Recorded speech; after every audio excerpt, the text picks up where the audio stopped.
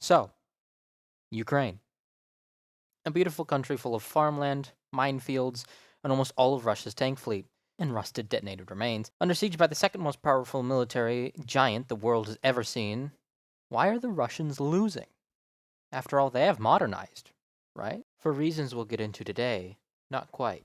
Before the war in Ukraine, there were hordes of photos and leagues of videos like this featuring the T14 Armata, the BMPT Terminator, and the AK-12.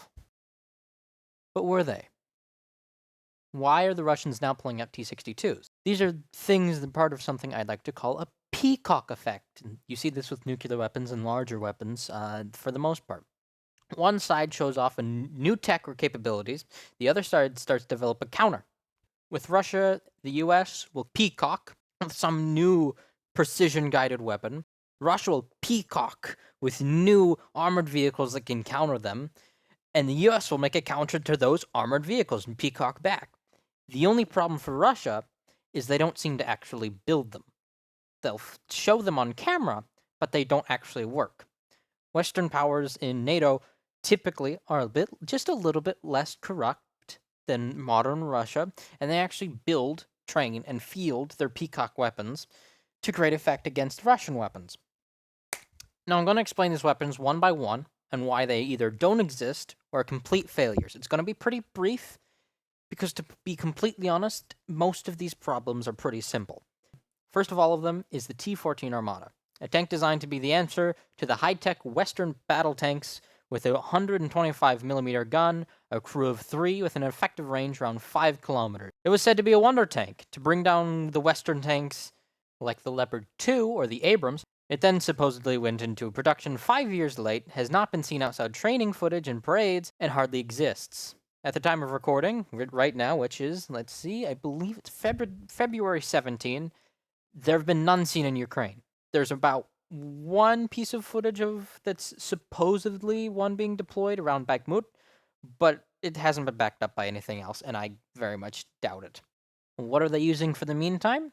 They started using T-90s, T-80s, and T-72s. Now that a lot of those have been destroyed, they've lost around half of their tank fleet that they say they have, not half of the tank fleet that actually exists, which they probably have much less tanks than they actually say they do. They're pulling T-62s out of storage. T-62s are reported by the Russians as non-existing.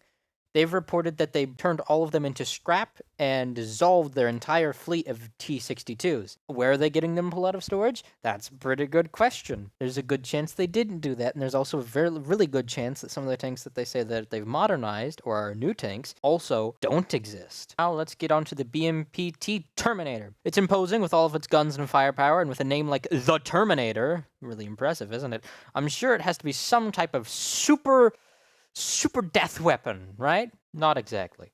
Terminator was a product of Russia's disastrous invasions of Chechnya, where the horrible elevation of vehicle guns, as the nature of most armored vehicles are, could not save troops on rooftops. Urban warfare hates vehicles. There's a bunch of windows where somebody could be hiding. All of them can have RPGs, and you're guaranteed to be within range.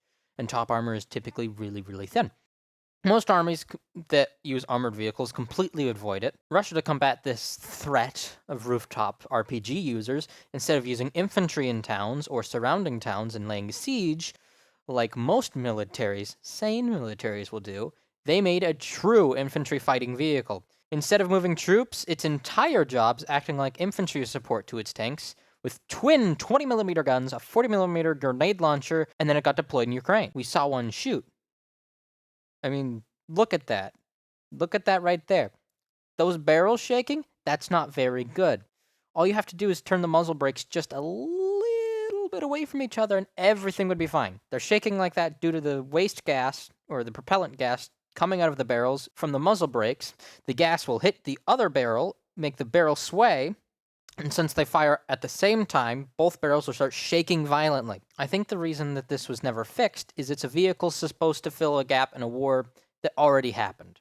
Chechnya already happened, and so Russian leadership can point to it and say, we had capability gap and then we fixed problem fixed. And the public can point to it as the Russian military being the best ever because it saw a problem and it fixed its problem. Obviously, there's no problems anymore. We fixed all of them. I doubt that it was ever designed or supposed to fight in a war, or else they most likely would have fixed it. It's something, you fire the gun and you can obviously see something is wrong. It's obviously a propaganda band-aid solution to a problem that should have never even existed. Before you fall for the copium explanation that the Sheikh will disperse rounds over an area so you don't even have to be accurate, you just throw a bunch of bullets over there.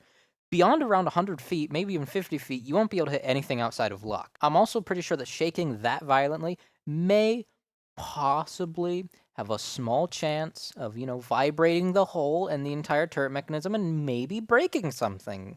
Is it less vulnerable than other Russian vehicles?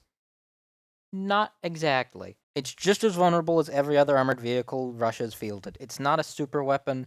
I'd say it's a downgrade from their tanks, to be completely honest, but at least it doesn't jack in the box like some of theirs do. Next on our list is the AK-12. Like most other things in the modern Russian military, it looks fantastic and modern, but it's just the cannibalized remains of the past. Set to replace the AK-74M, it is the answer to ever-evolving American small arms. Sleek, black, modern. You can put attachments on it.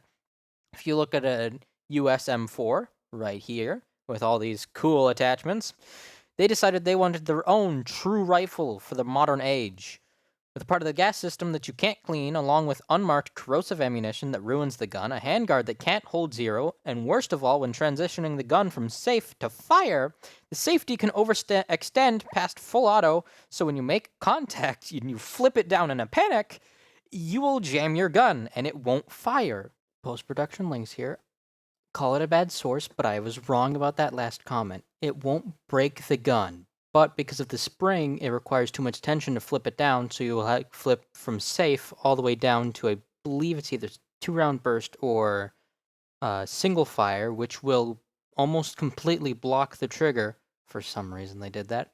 And will take at least a second to change from whatever the bottom one, from safe to the bottom to whatever you're actually trying to get to.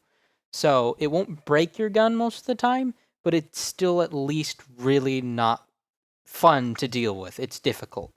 And you die. Not very nice. Russia loves to boast that they have nukes. It's kind of the only thing that they ever threaten that anybody's worried about, because nukes. Although remember, if a country uses nukes, even one nuke, they get nuked back, and you're effectively nuking yourself. It's hard to convince somebody to use a gun when it's double-barreled. One barrel's pointing at me, and one barrel's pointed at them, unless they're heavily suicidal. Putin might be heavily suicidal, let's be honest. He's a bit crazy. Almost like somebody else. If I ever do another video on Russian weapons, I'm going to start doing the James Bond weapons that they say they have. We're going to talk about something that is a little terrifying sounding. The nuclear tsunami torpedo. So powerful, so deadly, that you fire it, it explodes, and the country that you're aiming at has a 4-inch flood. What country? I took Britain. Britain would have about 3 inches of flood. An island nation. Not to mention you'd also flood parts of France, probably parts of the Nordic countries, probably Spain as well, the Netherlands. You can't aim it. You can't aim it at all. If they try to hit Ukraine, if it was as effective as they said it was, with massive tsunami walls, they would end up giving themselves a tsunami because it goes in a circle. You cannot make it go in one direction. No matter how much copium the Russians throw at it, you cannot alter the laws of physics because you want to. Tsunami torpedo is ridiculous, and it would never work.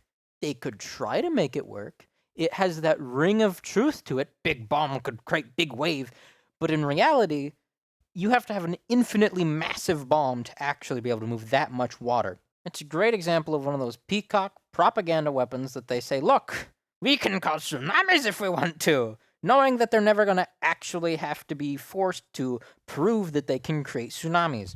It's another question about Russia's nuclear weapons. A lot of their equipment has been degrading since Soviet times. Do any of their nukes work? Are they actually capable of launching? Also, at time of editing, I would also like to say that during the latest offensive that the Russians have done, they did deploy something pretty cool. It is the TOS-1A. It's a thermobaric multiple launch rocket system. It exploded in spectacular fashion before it hit anything. I'm not really sure how they let it get into such a vulnerable position that it could get hit like that, but here's some footage of it going kaboom.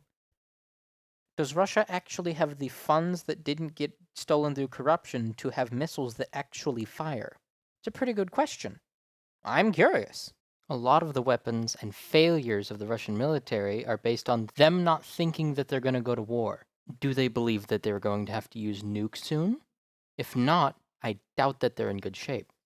An ICBM is, a complicated thing. And without maintenance, usually won't work. With these out of the way, what do they use? What do they have? What are they currently using? They're currently at war, so what do they have? Do they have hordes of T-90s? Do they have hordes of T-72s? Air superiority? Artillery superiority? Are they just going to nuke the crap out of the enemy with artillery? Also no. Russia started its second offensive, and then that failed. They launched it around the time they did their first invasion, muddy season, and they got stuck in the mud again. Since the beginning of the war, they lost their flagship, the Moskva, a figurehead of the Russian Navy, and its size, and it was their flagship, their most important one, a symbol of their strength. And when it sunk, people realized it was how corrupt it was, and it became a symbol of their failures. It was a symbol of how mismanaged the Navy truly was, and their military. Nobody, in truth, was ready for this invasion. The people who planned it, who planned for it, had the reports all over their desks, and were given the reports that the military was in good shape, that they had all the weapons they thought they had, that they were all maintained, that their troops were trained, their troops were elite, and they knew what they were doing. They thought they had a modernized, professional military. And once you start going down the ranks to the people who actually knew the state of the Russian ground force and their navy and their air force, they weren't told an invasion was coming. So we have this line where you start to understand that your troops aren't ready. But once you're past that line and you understand that fact, you aren't the one briefed saying we're going to go invade yet. You don't know now. And so they invaded. At the year's anniversary, right now, the anniversary of their invasion, we're about a few days away from it, they've lost half of their tanks. Their flagship is sunk. 140,000 men are gone. They're launching everything they have to try to make up for the ballistic missile shortage. Air-to-air missiles fire at ground targets. Anti-ship missiles designed to be used against U.S. carrier groups are now fired at apartment buildings, and they're firing everything they have. At Bakhmut, Ukrainians are outnumbered 10-1 and holding the line. Russians are measuring their gains by street names and houses. They're pulling old T-62 tanks out of storage. Those require an extra crew member for loading. They don't have autoloaders. Nobody in the Russian military is trained to be a loader. That's not something they train for anymore. That position just doesn't exist, not since 62. I also forgot to mention the absolute lack, what seems to be any sensible part of logistics. They've lost so many trucks through ambushes, they have to pull in civilian trucks, although that's been, I believe, mostly alleviated now that most of the ammunition dumps are exploding at such a regularity that they don't even need trucks because there's no to deliver to the ground troops. There's a lot of Russian sources that boast about how many shells that Russia's using. They've been using a ridiculous amount of shells that I don't believe that they have even the barrels on their artillery systems to be able to keep up. Russian ground forces are using whatever small arms they can find. If you're well-funded, you can get an AK. If you're not a well-funded unit, you get whatever you brought with you. Some Russian soldiers have to use pellet guns. At the time of recording right now, there are reports of Ukrainian troops leaving behind faulty ammunition for Russians to pick up, put in their rifles, and have their rifles explode. How did all of this end up happening? Where did all of this come from? The Russian Empire of the Soviet Union was a behemoth. Throughout the Cold War, it had enough military to probably hold its own against most of Europe. And then it fell.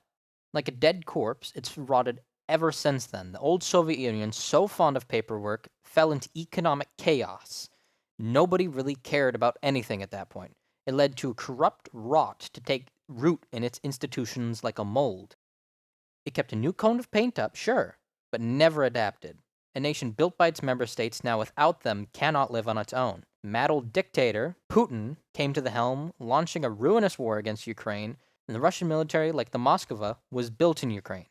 And I see it only fit that the nation that brought them into this world is the one to take them out of it.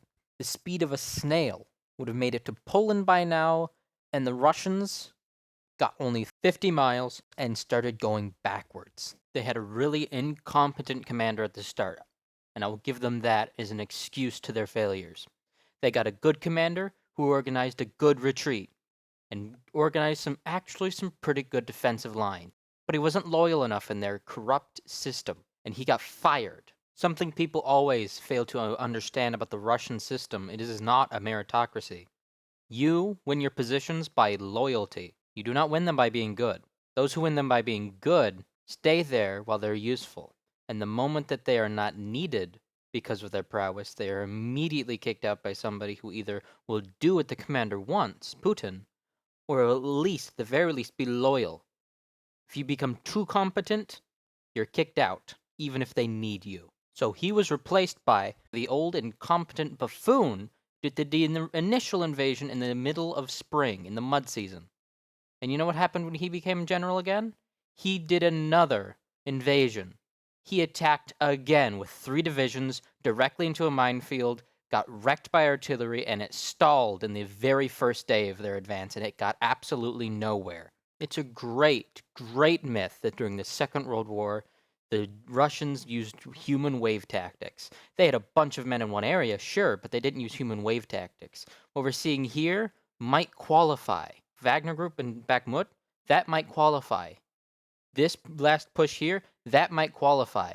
Those times when they try to get across the river and they just send tank after BMP after BMP, just seeing which one will actually cross the river and they all get destroyed in the same 50 square foot area, that might actually qualify.